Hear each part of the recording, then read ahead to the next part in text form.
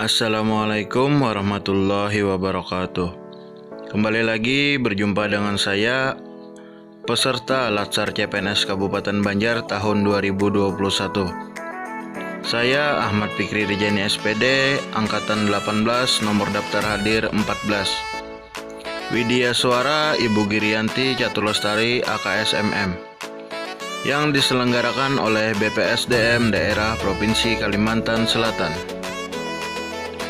Baik, saya akan mempresentasikan learning jurnal saya yang berjudul Akuntabilitas.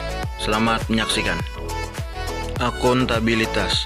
Pengertian akuntabilitas adalah suatu perwujudan pertanggungjawaban dari tugas yang diberikan ditunjukkan dari kinerja. Akuntabilitas merujuk pada kewajiban setiap individu, kelompok, atau institusi untuk memenuhi tanggung jawab yang menjadi amanahnya. Amanah seorang ASN adalah menjamin terwujudnya nilai-nilai publik. Nilai-nilai publik itu antara lain adalah A.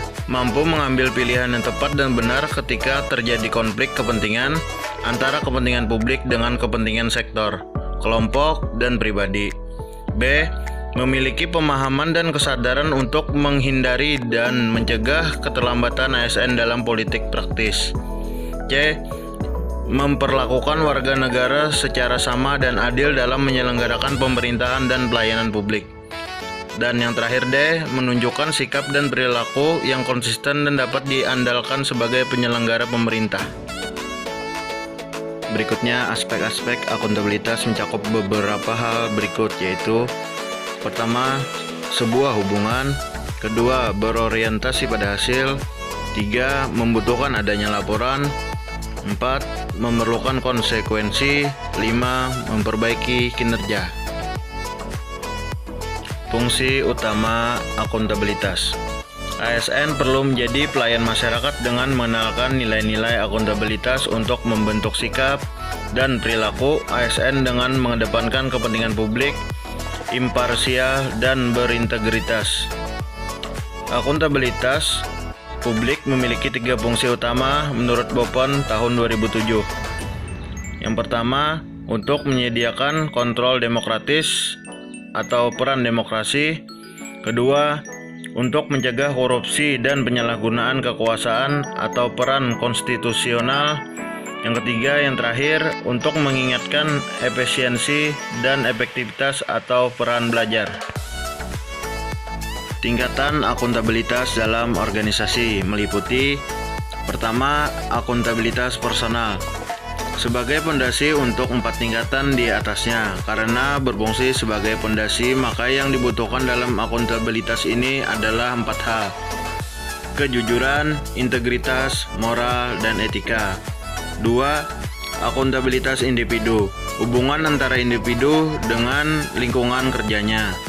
3. Akuntabilitas kelompok, di mana di dalamnya dibutuhkan komunikasi yang baik antar individu, merupakan akuntabilitas proses sehingga diperlukan efisiensi. Keempat, akuntabilitas organisasi, keinginan untuk memberikan pelayanan yang utuh, merupakan akuntabilitas hasil sehingga diperlukan efektivitas. Dan yang terakhir, kelima, akuntabilitas stakeholder atau akuntabilitas publik yang harus bermanfaat bagi publik, yaitu membantu menyelesaikan masalah publik, merupakan akuntabilitas outcome. Bagaimana cara menciptakan lingkungan kerja yang akuntabel? Yang pertama, kepemimpinan. Kedua, transparansi. Ketiga, integritas. 4, tanggung jawab. 5, keadilan. 6, konsistensi. 7, kepercayaan. 8, keseimbangan. Dan yang terakhir, kejelasan. Sebagai seorang guru, penerapan prinsip-prinsip akuntabilitas dapat dilakukan salah satunya ketika melaksanakan pembelajaran. Yang pertama, di dalam kelas kita sebagai guru juga merangkap sebagai pimpinan yang menerapkan prinsip-prinsip teladan di depan. Kedua, pada saat pembelajaran, saya menerapkan pembagian tugas kelompok di mana peserta didik dibagi menjadi beberapa kelompok. Setiap anggota kelompok memiliki tugas dan tanggung jawab masing-masing untuk menyelesaikan tugasnya yang saya berikan. Ketiga, pada saat pemberian nilai peserta didik, tidak membeda-bedakan antara peserta didik satu dengan yang lainnya.